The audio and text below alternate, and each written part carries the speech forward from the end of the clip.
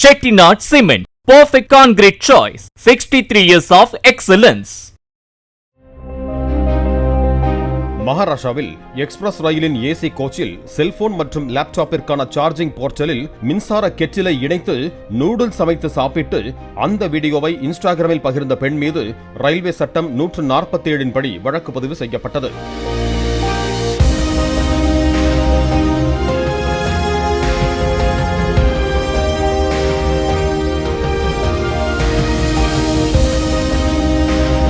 எளிதில் தீப்பற்றக்கூடிய அல்லது வெடிக்கும் பொருட்களை எடுத்துச் சென்றால் 1000 ரூபாய் அபராதம் அல்லது 3 ஆண்டுகள் சிறை தண்டனை விதிக்கப்படும் என்று ரயில்வே நிர்வாகம் எச்சரித்திருக்கிறது.